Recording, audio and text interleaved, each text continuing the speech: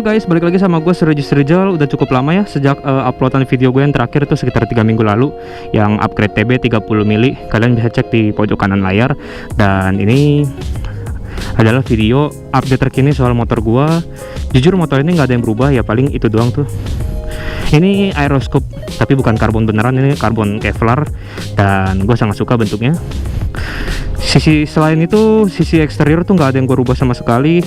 Lalu kalau misalnya kalian bertanya, bang lu kemana aja sih, kok 3 minggu nggak pernah kelihatan? Jadi tuh gue kemarin itu ada ujian akhir semester dari kampus gue, itu hampir 2 minggu lebih, dan gue nggak punya waktu buat main YouTube, buat pengeditan gitu-gitu, karena tugas prakteknya juga ngedit brosur, majalah, video ya gitu-gitu. Jadi gue nggak punya waktu. Dan akhirnya sekarang gue udah tiba di waktu libur, udah nggak ada lagi tuh yang namanya ujian-ujian, udah beres. Dan kita bisa balik ke YouTube lagi. Somehow gue rasa ini motor, walaupun ya udah cukup lama ya gue cat ya, tapi gue masih suka banget ngeliatnya. Kalau misalnya kalian penasaran kenapa ini gue karetin, karena udah agak loyo footstep ya. Gue kudu beli yang baru, tapi kayaknya nggak penting juga ya, nggak pernah punya boncengar. Jadi gue karetin sama gue. Lalu seperti yang gue bilang tadi, TB udah gue standarin lagi, jadi TB nya pakai yang ori. Dan ini tali gasnya gue cuma pakai satu doang, karena kalau pakai dua gue rasanya berat, pakai satu enteng. Dan ini enak banget, serius. Udah pakai TB standar, EC juga udah disetting dan udah dipasin. Lalu overall gak ada yang berubah sih dari tampilan. Oke, tunggu kita bikin look around dulu. Siapa tahu kalian ada yang kangen kan sama motor ini. Nah, ini kita puterin ya kan. Udah cukup lama sih. Mungkin kalian terakhir lihat motor ini juga udah hampir ya, dari terakhir kali gue bikin video review motor gue itu ada di pojok kanan, kalian bisa lihat. Udah cukup lama sih. Dan ini motor bener-bener keramat ini. Oke, kita nyalain dulu. Oh, tunggu, sebelum nyalain gue baru ingat. Knalpot ini gue baru ganti gaspol, jadi pakai gaspol rambut nenek gitu. Gue nggak tahu bahasa sebutan yang benar itu seperti apa. Jadi ini gaspol itu kayak bihun gitu bentuknya. Dan gue jujur ya, gue baru pertama kali lihat gaspol gitu, dan akhirnya ini knalpot jadi berat banget. Itu pas gue angkat, buset, ternyata begini tuh kalau diisi gaspol yang aneh-aneh. Itu total berat knalpot ini tuh lebih berat 2 kilo daripada aslinya. Aslinya kan berat knalpot CMX ini kan sekitar 1,5 kilo apa 2 kiloan gitu. Itu jadi hampir 3 kilo lebih men. Dan itu berat, asli berat. Kita langsung nyalain aja. Kalau kalian penasaran sama suaranya, dalam 3, 2, 1.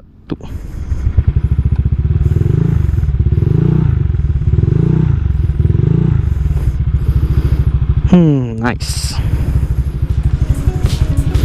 Yuk kita jalan yuk. Kalau diam di sini panas sih. Aduh, panas. Ayo.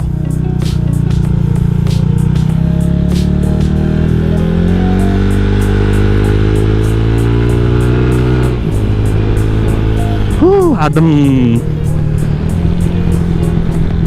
Untuk sisi eksterior emang gue akuin gak ada perubahan yang cukup signifikan ya, cuman kayak aksesoris mainan doang. Sama gue nyari spion tomok, tapi gue masih belum dapet nih spion tomok yang pas gitu. Gue pernah lihat temen gue dulu pakai spion tomok yang kayak daun gitu, dan itu gue pengen beli, cuman gue nggak tahu keywordnya apa gitu loh. Masa gue tulis di Tokopedia spion tomok daun, kan nggak mungkin, nggak ketemu juga lagian. Anyway, gue sangat senang karena setelah TB nya gue standarin lagi, dan ini motornya enak banget ya buat dipakai.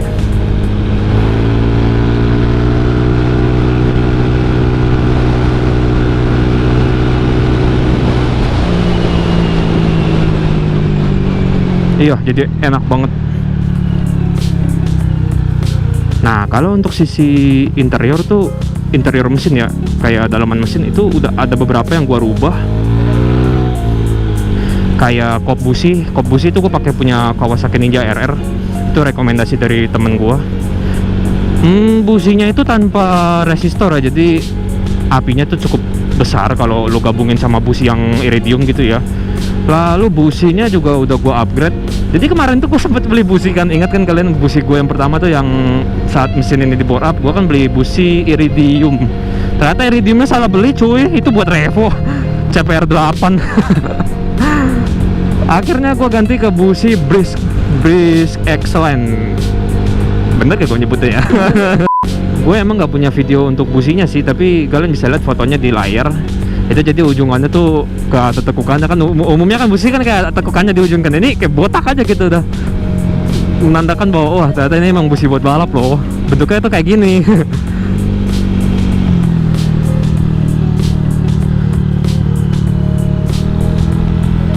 Kayaknya ban depanku kurang angin, tapi cobain dulu deh.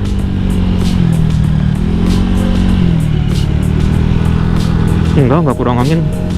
Apa mungkin kelamaan gak bawa motor jadi aneh ya feelingnya ya. Kemudian ini ada settingan CVT yang dimana bagian CVT itu ada yang gue rubah. Rollernya gue turunin ke 9 gram full pakai KTC. Ya sebenarnya roller Dr. Puli gue juga nggak kenapa-napa sih dan masih layak dipakai gitu. Tapi gue penasaran aja apa jadinya sih kalau misalnya rollernya 9 gram lalu persentrinya gue turunin ke 1500 rpm. Tadinya kan direkomendasiin sama mekanik gue suruh pakai 2000 rpm. Tapi gue iseng-iseng eksperimen sendiri pakai 1500 dan hasilnya enak sih. Ntar kita belok kanan dulu. Sini perempatannya aneh. Takut ada yang ngebut dari ujung, ada yang ngebut dari sini, tabrakan. Biar serem. Dan kalau soal settingan baru CVT ini gue ngerasa kayak ya oke-oke aja sih, nggak ada masalah. Tarikan masih dapet, atas bawah, tengah masih oke sih. Ya nggak ada masalah lah. Anyway gue suka banget.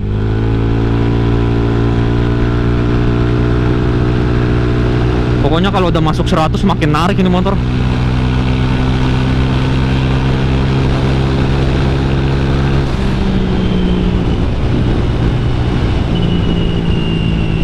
Tapi gue belum kepikiran buat geber sampai ke top speed sih. Malah menurut gue ya top speednya sama aja 140 juga, gak akan lebih. Mau ngarep apa sih dari CR58? Orang aslinya aja 57,3, itu bedanya tipis banget cuy. Akselerasi jelas beda karena kompresi lebih tinggi, tapi untuk perubahan top speed gue nggak yakin. Akselerasi sih emang udah beda jauh dari motor gue yang sebelumnya, maksudnya mesin gue yang sebelumnya. Lalu update berikutnya adalah gue sempet nyobain oli Ipone ya, itu yang 10W40, rekomendasi dari bengkel yang nyeting ecu gua. Gimana ya, karena mungkin kebiasaan pakai oli encer tarikannya enteng, pas pakai oli itu kok kayak tarikannya agak berat. Cuman emang gua akuin itu oli durabilitasnya kuat gitu loh. Gua belakangan ini itu pakai oli Mitsubishi 5W30 ya kan. Itu oli umurnya kurang dari 2000 km tuh udah habis, udah hitam lah. Tapi kalau oli Ipone ini kayak lu mau sampai 2000 lebih tuh kayak aman-aman aja. Di beberapa motor temen gue udah lihat, dan begitu gue pakai di motor gue tuh kayak nggak cocok karena ya oli kental pasti bikin tarikan mesin agak sedikit berat ya. Walaupun sebenarnya oli cuman pelumas, tapi ya walaupun pelumas efeknya sih berasa banget sih di motor gue. Akhirnya gue balik ke oli encer lagi, yaitu Mitsubishi 5W30. Lalu untuk air radiator sama oli garden itu juga gue ganti. Jadi ini baru aja gue servis besar kemarin ini full. Air radiator tetap pakai radiator mobil ya, yang khusus buat mobil Honda tipe 2 yang kayak begini. Kalau oli garden sih gue apa aja lah, mau Shell atau mau AHM ya oke aja, atau mau pakai oli mesin sisaan juga bisa sih. Tapi gue nggak rekomendasi karena untuk soknya keras bener. Untuk kekentalan oli garden kan ada takarannya sendiri, jadi menurut gue jangan aneh-aneh lah. Gila men, puas 3 minggu rasanya, aduh nggak bisa kemana-mana. Bangun tidur ngerjain tugas doang, makan tidur lagi.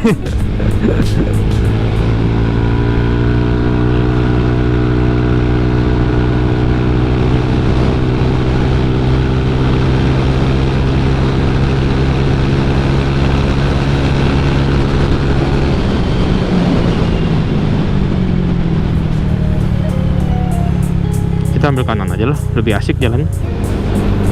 Lalu seputar oli shock yang keras ya. Jadi tadi kan kalian ngeliat sendiri gue di speed bump tuh kayak motor udah kayak batu. Jadi oli shocknya tuh gue perbanyak, dan isi oli shocknya itu gue ganti sama oli shock yang Malup. Sebenarnya ini udah gue pakai cukup lama, dari 2017 gue main Vario selalu oli shock gue pakai yang Malup ini. Tapi ya gue jarang cerita juga sih, karena orang-orang kalau nanya ke gue jarang banget yang nanya oli shock, jadi gue juga malas cerita. But anyway, hari ini gue ceritain juga kenapa gue pilih oli shock yang Malup walaupun sesama Showa ya. Ya silakan. Walaupun sesama merek Showa kayak oli Honda yang warna merah tuh, tapi gue ngerasain kayak rebound di oli shock Yamaha tuh lebih halus gitu, lebih lambat.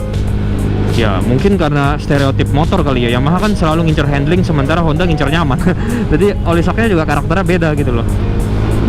Dan takaran oli shocknya itu gue isi di tabung kiri 75 mili, tabung kanan 75 mili. Jadi lumayan keras, tapi ya cukup efektif buat naklukin jalan yang lika-liku. Awannya bagus banget, gila.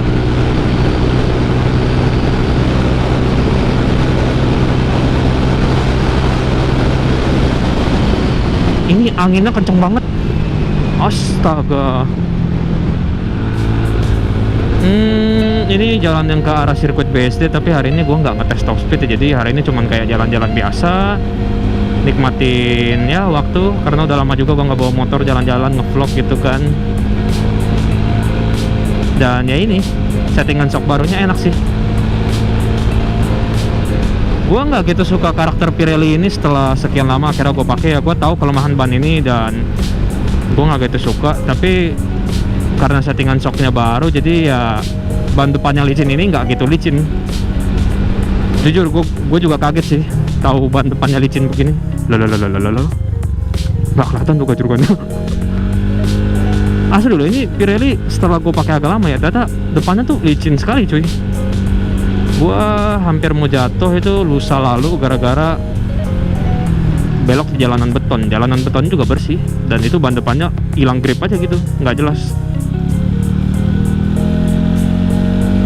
Tuh kan. Depannya nih kayak makin lama makin dipakai tuh makin gak enak. Jadi gue ada pemikiran gue pengen coba balik ke Michelin lagi. Ya nggak usah Michelin yang MotoGP lah, yang Pilot Street juga udah cukup banget. Kalau gue pikir-pikir ya, konsumsi BBM motor ini tuh kayak, ya akhirnya gue ngerasain sih motor kalau udah boros kayak gimana gitu. Tapi ini borosnya tuh masih dalam tahap yang normal lah. Ya nggak seliter 20 kilo tuh enggak, paling seliter 35. Itu pun masih takaran estimasi ya, jadi nggak bisa diperkirakan.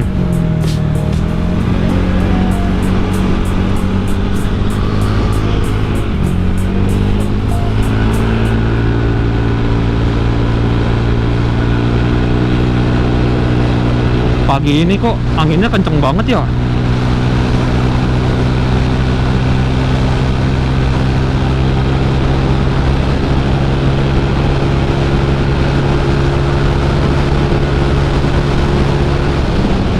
Asli lu, anginnya kenceng banget lu. Wah, parah ini mah. Kalau buat ngebut sih nggak gitu bagus sih angin kenceng begini.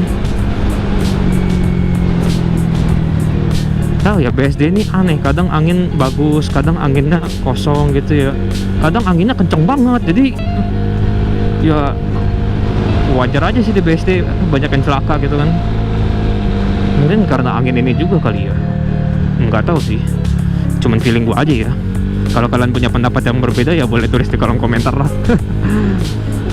Untuk kedepannya emang motornya udah nggak ada perubahan lagi ya, paling nanti gue nyari spion Tomok gitu ya, ala-ala lah ya, karena bertahun-tahun pakai spion klik ini ya bosen juga sih. Tapi ini nggak bakal gue jual. Soalnya kalau beli lagi mahal cuy sekarang. Udah mau hampir apa ya, mau pego kalau nggak salah 250.000, padahal dulu gue beli ini cuma 190-an.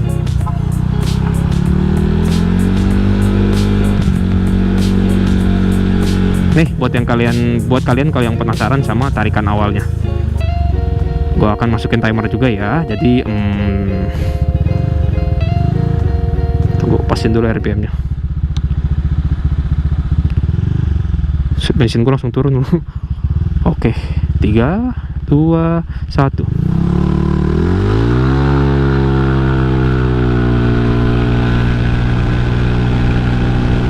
tikungan, hajar, jangan rem. Ban depannya, ban depannya ngelebar, ban depannya ngelebar, nggak bisa, ini nggak bisa dipakai untuk cornering. Ya 0 ke 100 nya gagal dong. Tadi gue pikir mau gue terusin di situ, tapi ban depannya, aduh, waduh, ini, gue balik ke Michelin deh. Kok begini sih, astaga. Ini boleh nih, tapi banyak aja kan, nah skip lah. Oke, jadi cuman segitu aja yang bisa gue kasih tahu sama kalian. Semoga kalian menikmati videonya, dan kalian udah tahu ya update apa aja yang ada di motor gue sekarang ini. Kalian juga udah lihat ya gimana larinya, nggak berubah jauh kan, malah menurut gue kayaknya sama aja deh. Anyway, kalau misalnya kalian suka video ini, jangan lupa klik like, komen, subscribe buat yang masih baru, nyalain notifikasinya buat yang lama supaya kalian nggak ketinggalan video-video terbaru dari gua. Dan sepertinya gua harus pamit undur diri. Gua Surya Jusrija, sampai ketemu di video berikutnya. Bye. Tadi ngevlog kok anginnya banyak banget, di sini anginnya dikit. Suhu emang, berarti emang di vlog gua nggak boleh ngebut itu.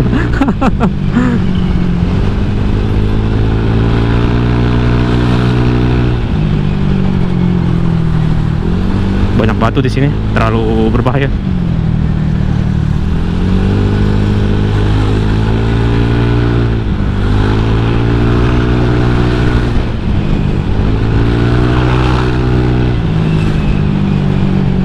Iya, sini anginnya nggak ada. Ngevlog tadi anginnya kenceng banget, kenapa ya?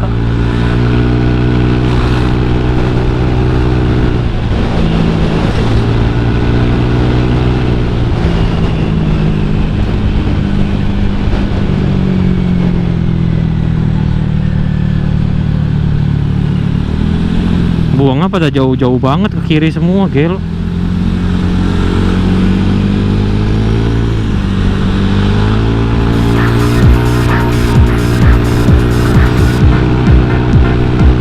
Kosong.